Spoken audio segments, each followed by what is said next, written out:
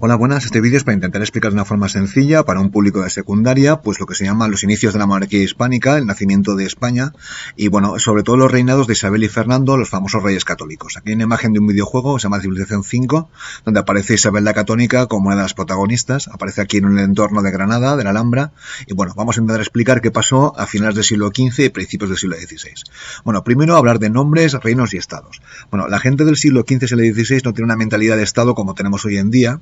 Entonces, bueno, hay dos términos que tenemos que más o menos conocer. Uno es la monarquía hispánica, que está aquí. Entonces, la gente que habla de monarquía hispánica tiene razón, habla que en estos momentos la monarquía hispánica era una especie de unidad real, estaban unidos por las coronas, era el conjunto de reinos, más o menos bajo el liderazgo de Castilla, y bueno, como estos reinos la mayoría estaban en la península ibérica, pues en Hispania romana, pues le llaman la monarquía hispánica, que es el nombre que se utiliza normalmente en la época, según creo. Luego después, el concepto de España también no existe en los documentos legales, pero sí que aparece en algunos documentos de esta época. Pues bueno, esta idea parece que comenzaba a tener fuerza, pues tomaban el nombre de la Hispania, de Hispania, y bueno, el mejor ejemplo de que comenzaba a tener algo de fuerza es que cuando Hernán Cortés conquista México, a la tierra le llaman Nueva España, con lo cual el término estaba en la época, se utilizaba, aunque si no me equivoco, por equivocarme, no tenía una fuerza legal. Bueno, ¿qué pasa con Castilla y Aragón? Castilla y Aragón eran los reinos más importantes de la península ibérica y ambos reinos tienen una situación política inestable, es decir, pues tenían parlamentos, cortes, una nobleza que no hacía demasiado caso a los reyes y bueno, en ambos reinos también gobernaba la dinastía que se conoce como Trastámara o Trastamara, que era una dinastía que había llegado al poder tanto en la corona de Aragón, con permiso de Caspe, como en Castilla, a través de una guerra civil. El rey en el siglo XV, a principios, era Juan II, un rey bastante débil, con varios hijos, el Enrique IV, que sería el próximo rey, otro de los hijos era Alfonso, más popular, y luego Isabel, que era la hija menor. Bueno, aquí tenemos la tumba de Juan II y Isabel de Portugal, que está en la Cartuja de Miraflores en Burgos. Bueno, a pesar de que fuera un rey, la tumba que le hicieron fue absolutamente preciosa, una verdadera obra de arte, y cuando muere Juan II, el nuevo rey es Enrique IV, que sigue teniendo los mismos problemas que su padre, es decir, una nobleza que no le hace demasiado caso y un reino muy complicado de gobernar. Los historiadores algunos le han llamado el impotente porque parece ser que era incapaz de tener niños y bueno, al final tuvo una hija, probablemente era ilegítima, no sabemos si sí o si no, que esta hija se conoce como Juana, que había pues le llamaban la Beltraneja. ¿Por qué? Porque había un rumor que era hija de uno de sus consejeros, don Beltrán, de ahí la Beltraneja, que había tenido una relación con su mujer. En cualquier caso no sabemos si era hija del rey o no, pero la nobleza del reino poderosa pues le retaba, le plantaba cara y mucha gente consideraba que la Beltraneja no debía ser la siguiente reina de Castilla. Y bueno, esta nobleza del reino poderosa le retaba usando a su hermano, que ya hemos hablado de él, y a su hermana pequeña Isabel.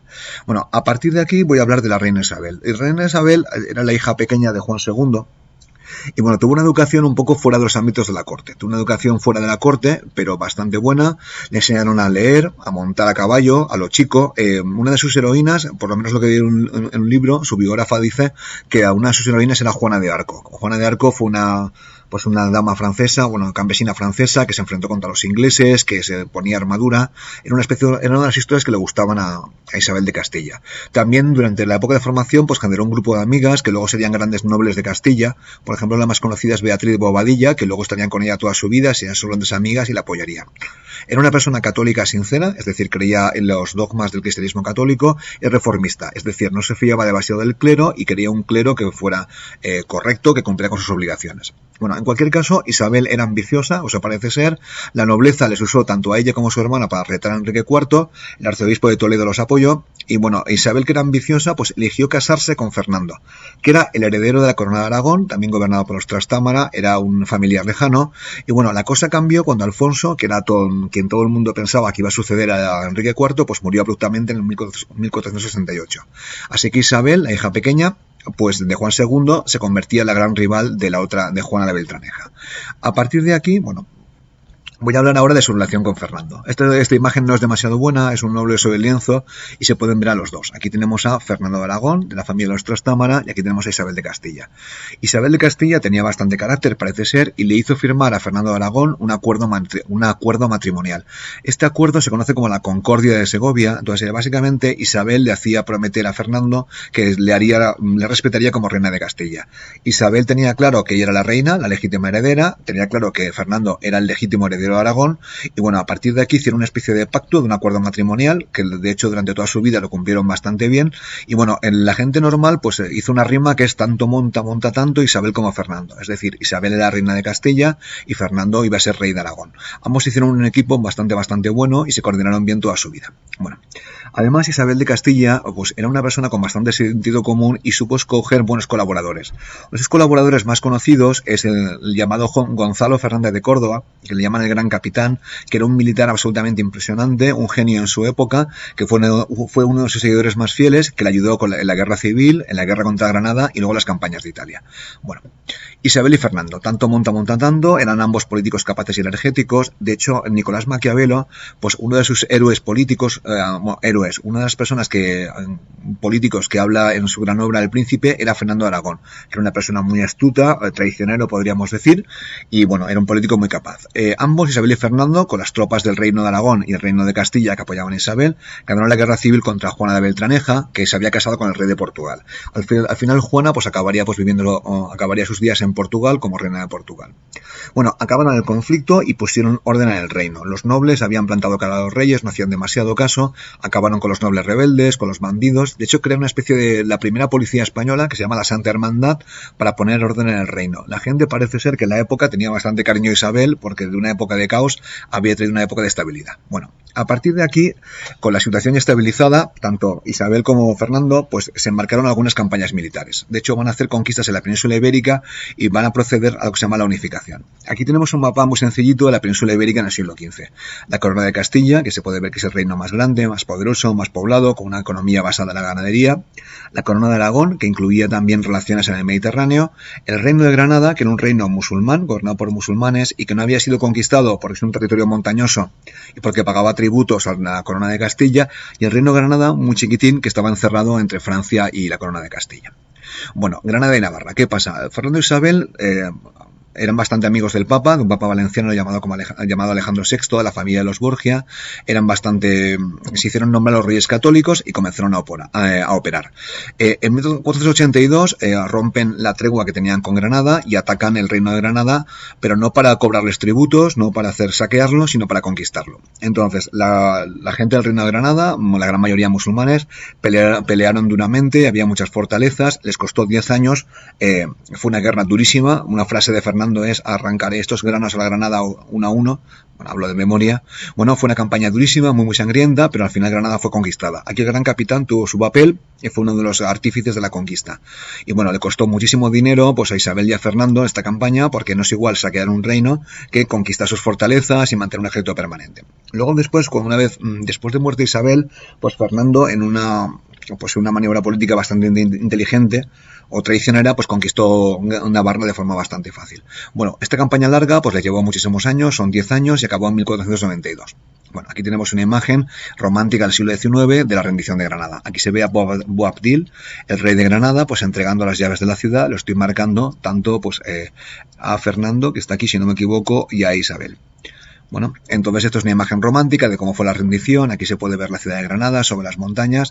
Y bueno, a finales de 1492 el reino de Granada pues había sido incorporado a la corona de Castilla. De hecho, en este año yo lo denomino el annus mirabilis, el año donde todo les va bien, o casi todo bien. Es un año milagroso, un año donde todo les va bien y tienen lugar varias cosas. En primer lugar, Granada fue conquistada el 2 de enero, con lo cual pues la Isabel la Católica comenzó a tener un poco más dinero. También se publica la primera gramática castellana, que es un libro donde se ponían las normas sobre cómo escribir en castellano. El autor era un tal Antonio de Nebrija, un humanista español buenísimo.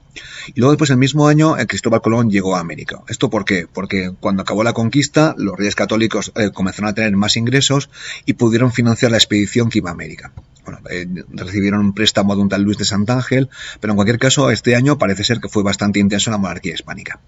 Bueno, no fue tan intenso, esto no estuvo tan bien porque en ese mismo año Isabel la Católica tomó una decisión que le ha valido muchas críticas y con razón, porque tomó la decisión de expulsar a los judíos pues de su reino de Castilla, de los reinos de Castilla y de Aragón. Los judíos, hay que explicarlo, eran una minoría religiosa, no son cristianos, en la península, dinámica, vibrante, y bueno, muchos de ellos se habían convertido al cristianismo católico durante el siglo XIV, durante la peste negra, y eran muy activos. Estaban los judíos, los cristianos nuevos, que eran judíos conversos, y luego los cristianos viejos, que eran los cristianos católicos de toda la vida. Había ciertos resquemores entre ellos, y bueno, para averiguar quién era judío todavía en secreto, se había creado la Inquisición española, fundada en el siglo XV, una institución jurídica que juzgaba pues crímenes de fe. Una institución terrible, pero bueno, la Inquisición española era tenía mucha relación con Isabel, y al final acabó convenciéndola para que expulsara a los judíos del país en 1492. Entonces los judíos que practicaban su religión tenían que bautizarse o marcharse del país, y bueno, vendiendo todas sus posesiones. Pues muchos de ellos optaron por bautizarse, otros por marchar del país. Muchos judíos todavía, en lo que es el actual Israel, pues llaman a España Sefarad y hablan el español o el castellano sefardita, que son judíos que fueron expulsados de la península ibérica pues en este año. Bueno, a partir de aquí he hablado de la conquista de Granada, pues de las políticas de los reyes católicos. Ahora voy a hablar de las campañas de Italia. Italia está muy cerquita, era un territorio que estaba bastante relacionado con la corona de Aragón, y bueno, los reyes católicos se meten en campañas en Italia para defender sus intereses y sobre todo impedir que Francia conquistara el territorio. Entonces aquí tenemos a Roma, que está en el centro, que había un papa que era aliado o amigo de los reyes católicos, Alejandro VI, y bueno, enviaron a su mejor hombre a Italia a combatir contra los franceses, que es el Gran Capitán. España y Francia lucharon en Italia, el Gran Capitán obtuvo bastantes victorias. La monarquía española, con estas victorias, se convirtió en una potencia europea y comenzó a jugar a la política internacional. Estas campañas normalmente, bueno, hubo de todo, pero resultaron en victorias de las tropas castellanas y aragonesas con el Gran Capitán, y bueno, al final la monarquía hispánica consiguió pues dominar Nápoles y Milán, que serían españolas o de la monarquía hispánica, hasta el siglo XVIII, hasta el fin de la Guerra de Sucesión. Bueno, aquí tenemos una imagen pues idealizada del Gran Capitán preocupándose por el comandante francés herido. Se pueden ver aquí por las tropas españolas, y bueno, esto es una imagen es una pintura del siglo XX, siglo XXI, que habla de los tercios. En realidad el Gran Capitán no funda los tercios, pero se considera pues una especie de precedente. El Gran Capitán era un militar inteligentísimo y comenzó a combinar en sus tropas pues piqueros que llevaban picas, mosquetes y arcabuces. Empezó a usar armas de fuego y a practicar lo que se llama la guerra moderna. Los tercios son las unidades militares de la monarquía hispánica, que eran buenísimas y que dominaron los campos de batalla en Europa hasta el siglo XVII. Bueno, aquí tenemos que en el siglo XV, principios del siglo XVI, la monarquía española, la monarquía hispánica, comprende Aragón, Valencia, Mallorca, Cataluña, Castilla, Granada, Cerdeña, Nápoles, Milán y las Islas Canarias. También los territorios americanos, porque Colón ha descubierto América y Cuba ya está colonizada más o menos por los españoles. Era una monarquía enorme, muy diversa. Entonces, estaban unificadas, se puede decir, en la realeza, en la cabeza, en los reyes. Pero cada uno de estos reinos tenía diferentes leyes, diferentes idiomas, diferentes monedas, diferentes tradiciones. Por eso hay mucha gente que lo considera la monarquía hispánica. Bueno, Isabel la Católica muere probablemente por un cáncer de pecho, aquí no estoy seguro, en 1504. Esto es un cuadro pues del romanticismo español del siglo XIX y se le puede ver muriendo. Murió como una reina inmensamente popular, Fernando la sobrevivió unos cuantos años y bueno, muere en 1504. A partir de aquí voy a hablar un poco de sus descendientes. Voy a hablar de las hijas de Isabel y luego hablaré de su nieto, de su hijo Juan. Juan, el heredero de los reyes católicos, murió temprano. Le pasó igual que a su hermano. Bueno, la vida era muy complicada en el siglo XV y siglo XVI y murió temprano.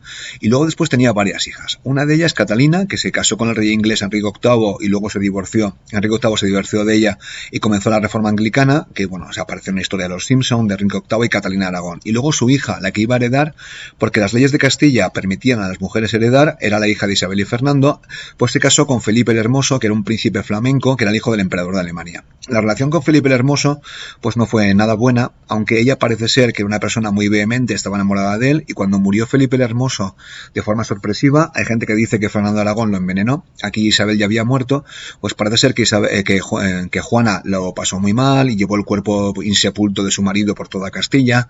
Esto es un cuadro romántico del siglo XIX, ¿no? De hecho, en la leyenda se conoce a esta Juana como Juana la Loca.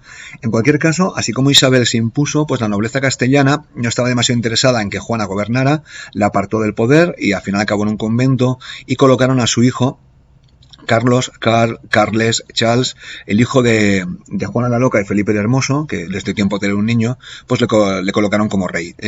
Carlos I de España, que se conoce, y contra Alemania, pues gobernaría muchos años, pero bueno, es una historia que se la ha contado en otra ocasión.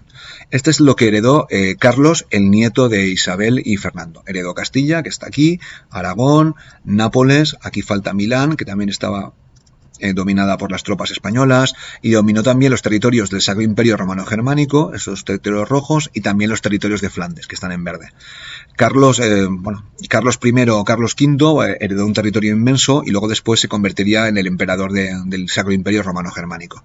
Aquí hay un árbol genealógico, por si lo queréis ver: Fernando y Aragón. Fernando está aquí está Isabel, ¿vale? Aquí está Juana la Loca, que se casa con Felipe el Hermoso, y aquí está su hijo, pues Carlos I. Bueno, espero que se haya entendido y con esto acabado.